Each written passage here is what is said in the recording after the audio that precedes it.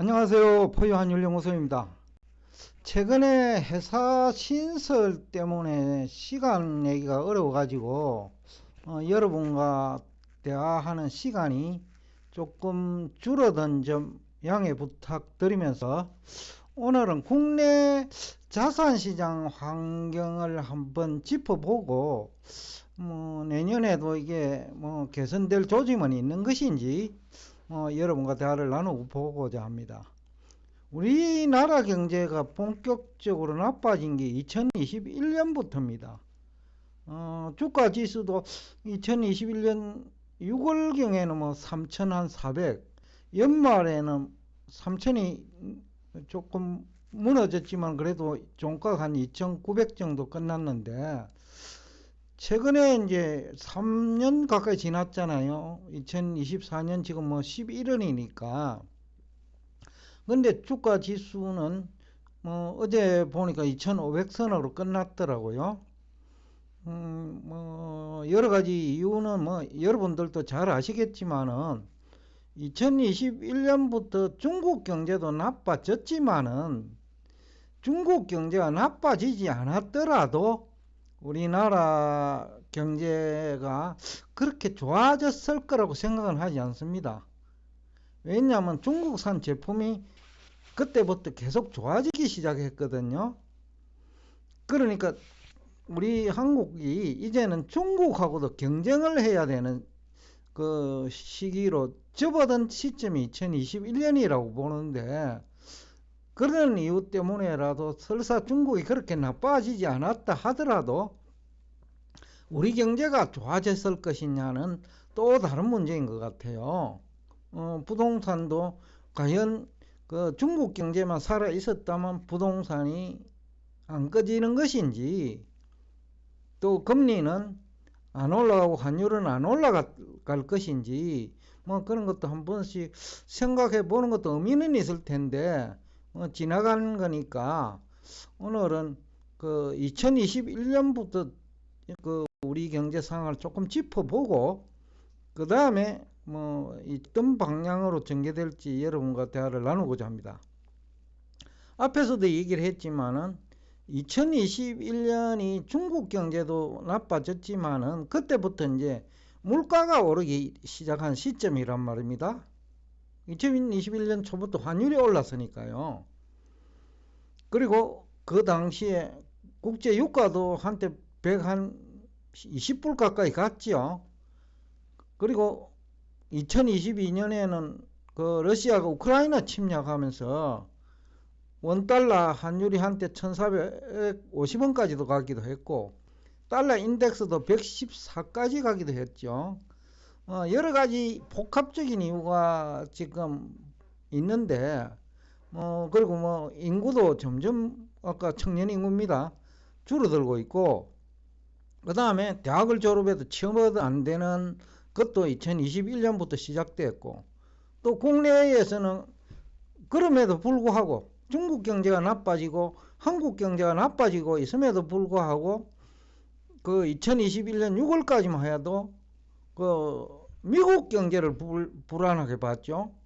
중국은 좋다고 하고 우리 코스피도 3,400까지 지수가 올라가니까 4천 간다는 얘기 많이 했거든요. 1년 이내. 근데 1년 지난 2022년 말에 거의 2,500대, 2,200대까지 들어왔죠. 그러니까 이게 분석의 문제도 있다. 경제는 나빠지고 경제 환경도 나빠지는데 정권 전문가들, 경제 전문가들이 미국이 아주 부정적이고 중국은 긍정적이고 따라서 한국도 별로 나쁘지 않다 이런 식이었거든요. 근데 1년도 지나지 않아 가지고 오히려 미국 경제는 승승장구한 모습을 보였고 중국하고 한국은 점점 어려워지기 시작한 거예요. 그게 지금까지 지속되면서 정시 참여자들, 부동산 시장 참여자들, 그 다음에 다른 또 자산 시장 있죠. 대부분이 큰 이익은 못 본 것 같다라는 생각을 하고 있습니다. 특히 이제 기관 투자자들하고 개미 그리고 외국인을 얹어놓고 보면 외국인은 2021년부터 본격적으로 빠져나갔어요. 2021년 한 해에 거의 21조 가까이 빠져나갔거든요. 근데 2023년하고 2024년 1월부터 9월까지 해가지고 조금 외국인 투자 자금이 들어왔어요.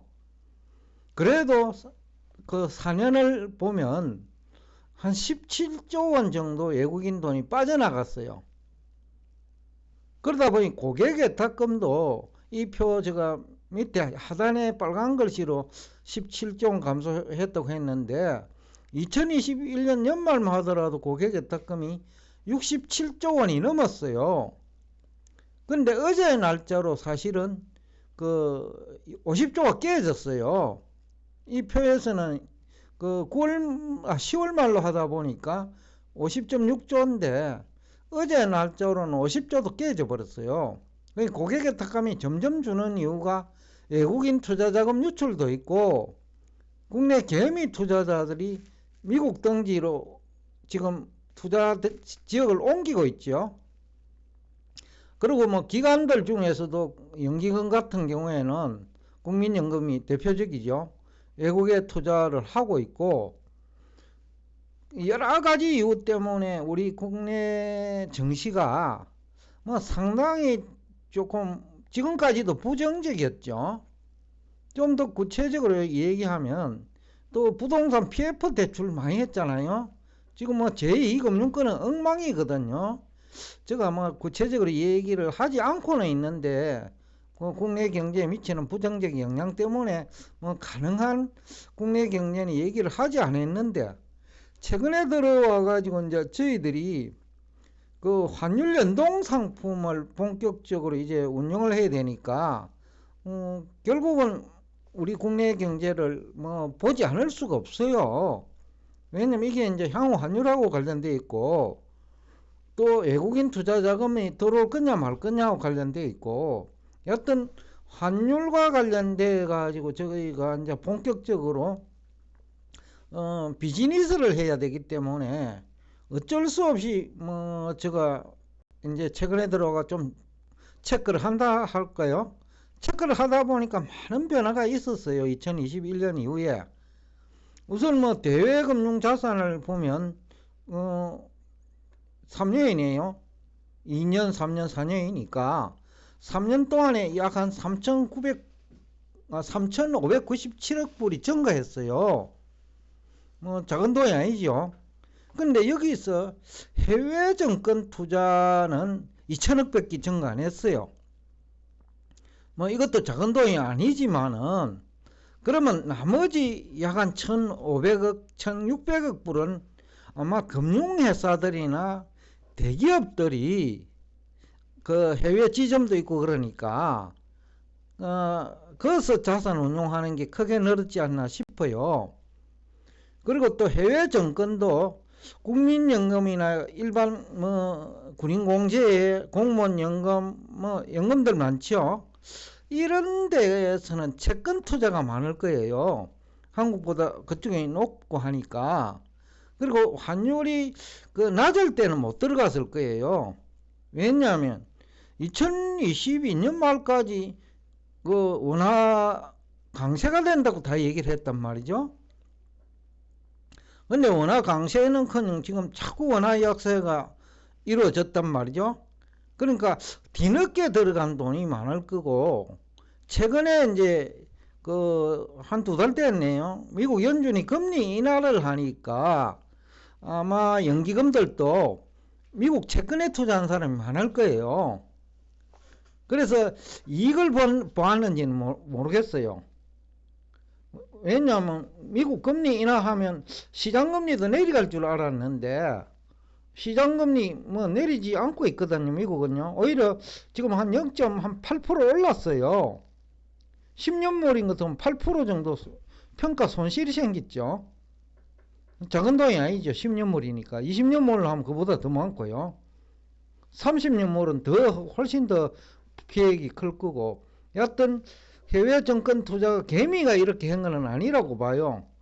그 국민연금 등이 아니면 공무원 연금 기타 그 연금과 그 다음에 그 은행들도 미국 그 환율도 내려간다고 했으니까, 그러니까 워낙 강세라고 했기 때문에 아마 미국 채권에 투자하면서 선물한 매도를 했을 수도 있고요. 안전장치를 하고 들어갔지 싶은데, 그렇다고 하면 손해가 커요. 근데 이제 순 대외 채권도 많이 줄었어요. 받을 돈이죠. 받을 돈은 줄고 갚을 돈은 늘은 거죠. 그러다 보니까 3년 동안에 846억 달러인데, 이거 얼마나 큰 돈이냐 하면요, 우리나라 지금 기업체 전부 다가 수출과 수입을 통해서 연간 800억 불 이익 못 내요. 지금은 한때는 한 800억 내기도 했는데, 지금은 뭐 그저 300억 불도 안 되거든요, 연간. 그러니까 이게 2년치 기업이 수출 수입한 한 금액이나 비슷한 금액이나 굉장히 크죠. 대외 채무가 그 중에 860억 불 증가했으니까 그만큼 이제 우리 경제 상황이 나빠졌다.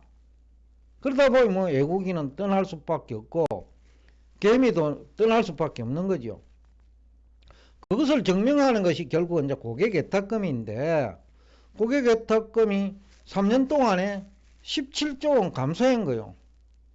미국은 자꾸 증가하고 있는데 한국은 3년 동안 왜 이렇게 줄었냐? 결국은 경제 환경이 나빠진 것도 있고, 그 다음에 정치권이 맨날 당파 싸움만 하는 것도 원인일 수 있고, 그 다음에 정권 전문가들도 저는 여기에 책임이 굉장히 크다고 봐요. 대표적인 게 2차전지인데, 제가 1년째 2차전지 안 좋다고 얘기하고 있는데, 지금에 와서 이제 트럼프 대통령 당선되고 나서 2차전지 안 좋을 것 같다, 그런 얘기하면 어떻게 합니까? 1년 동안 투자한 금액이 얼마인데 그 올인하다시피 했거든요.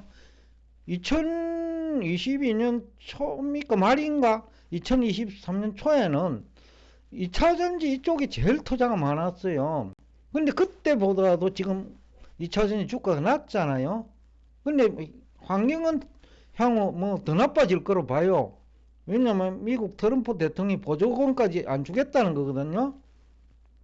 이와 관련해 가지고 또 얘기하면, 유럽 최대의 그 배터리 회사가 파산 신청을 했어요, 최근에. 그만큼 이제 그 배터리 시장이 안 좋다는 거예요. 근데 배터리 아저씨는 맨날 좋다고 하는데, 저는 모르겠어요. 왜 좋다고 하는지 근거는 이해가 안 간다. 매출액을 자꾸 얘기하는데, 매출액은 덤핑 자꾸 하면 늘어날 수 있어요. 근데 이건 안 난다라는 거예요. 그래서 제가 배터리 아저씨 등이 막 2차전지 얘기할 때, 저는 지난 1년 넘었죠. 전혀 제가 이 2차전지에 대해서 얘기를 하지 않았어요. 왜냐면 앞에 안 보인다는 거죠, 제가 볼 적에는. 여튼 제가 보는 시각과 배터리 아저씨가 보는 시각은 다를 수 있으니까. 그러나 지금 돌아가는 환경은 포요 환율연구소 분석대로 좋지 않다. 그렇다고 하면 이제 이 2차전지 비중이 너무 크단 말이죠. 1년 반 동안 막 투자가 일어났기 때문에. 그래서 이게 상당 기간 이게 증시의 발목을 잡을 것 같다. 거기다가 부동산 시장까지 좋을 수가 없지요. 왜 그러냐면 증시 환경도 부동산과 직간접적으로 연결되어 있거든요.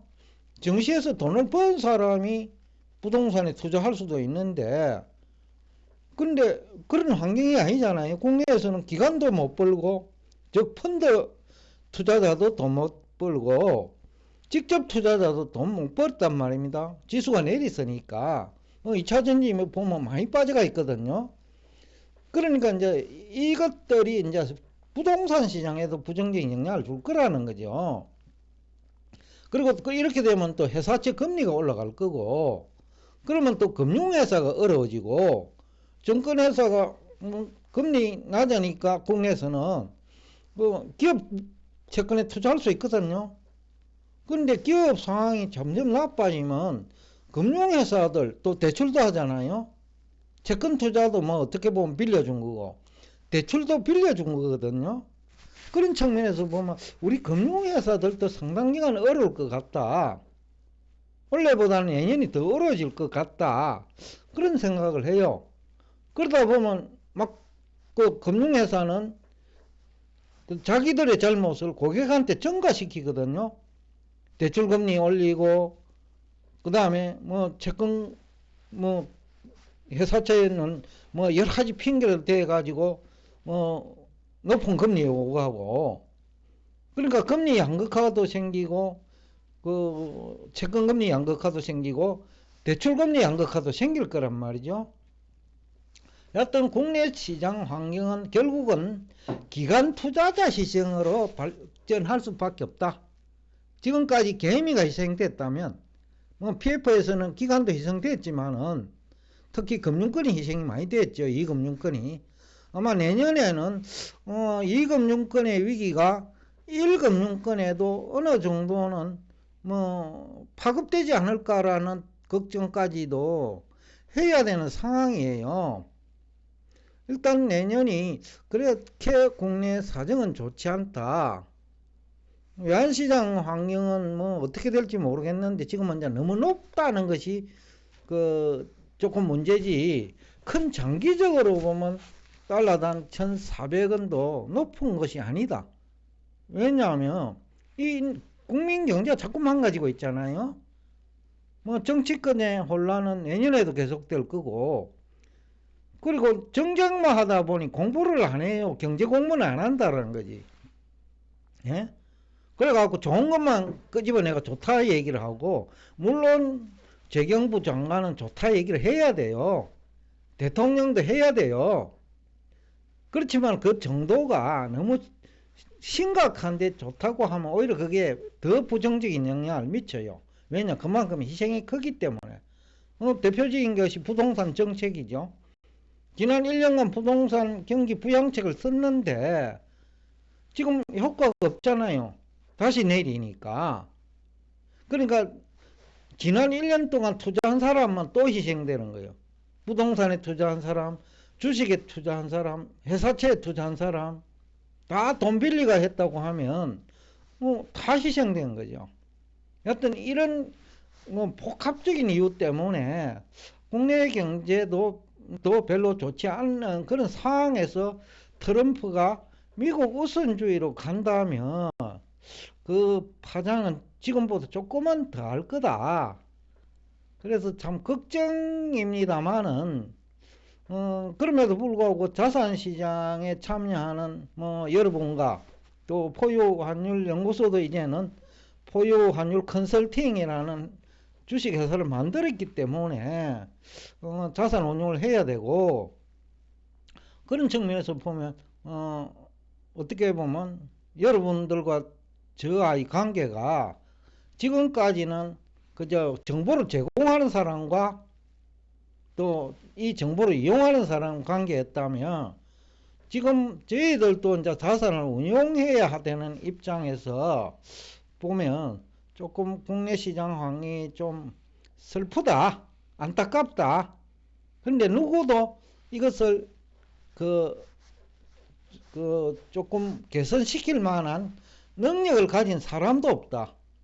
민간이라도 좀 똑똑해야 되는데 이 자산시장은 제가 느끼기로는 뭐 3년뿐이 아니고요. 저도 투자분석 팀장을 했으니까 그때 뭐 그 삼성증권에도 강의도 가봤고 미래에셋도 가봤는데 여하튼 제가 볼 적에는 별로예요. 수준도 그렇게 높지 않아요.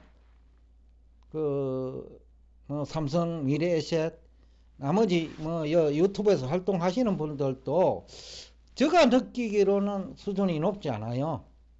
특히 이제 환율이나 GDP 성장률 이거 모르면요 뭐 안 되잖아요. 여러분 잘 아시잖아. 그런데 안 되는 걸 지난 3년간 보여줬단 말이죠. 경제학자나 경제 전문가나 뭐 다 비슷한 얘기를 했기 때문에 지난 3년간 뭐 GDP, 뭐 미국 GDP, 한국은 가능한 제가 언급을 안 하려고 하는데, 환율로 보면 뭐 그 실력을 알잖아요. 환율은 얘기 많이 했단 말이죠. 뭐 대학 교수도 그렇고, 뭐 또 뭐 은행의 외환딜러도 그렇고, 그렇지만 다 거꾸로 갔단 말이죠. 그런 측면에서 보면 좀 안타깝다라는 생각을 하면서, 우리 경제가 그 안타까운 상황에 있지만은 사람이라도 훌륭한 사람이 많아가지고 그 개선 대책을 내놓을 수 있어야 되는데, 경제학자, 정치권, 경제연구소, 정권 전문가, 뭐 외환 전문가, 어떤 그 집단도 95% 내지 8%는 잘 모르는 것 같다라는 생각이 들기도 하고요. 하여튼 그러나 포유환율연구소는 그럼에도 불구하고 저희들 의견을 쫓아 운용을 하겠다. 다만 우리가 이제 운용을 직접 하기 때문에 내부자 그래 뭐 의혹도 받을 수 있고, 그 다음에 또 저한테 또 그 저희들이 잘 되면 또 기분 나쁜 금융회사들도 많이 있을 것 같아요. 왜냐면 경쟁이니까요. 앞으로 장기적으로 자산시장은 돈의 시프트가 빠르거든요. 예를 들어서 포유환율연구소가 국내 뭐 자산운용회사들보다 1년에 5% 내지 10%만 계속 보여준다면 5년 후에는 포유환율연구소도 굉장히 커져가 있겠죠. 쉽게 하면 국내 금융회사하고 경쟁을 해야 되니까 지금은 죽이려고 하겠죠. 삭을 자르겠죠. 자르려고 할 거란 말이죠. 그렇기 때문에 가능한 법의 테두리 안에서 여러분과 대화를 계속하고자 합니다. 오늘도 끝까지 경청해 주셔서 대단히 감사합니다.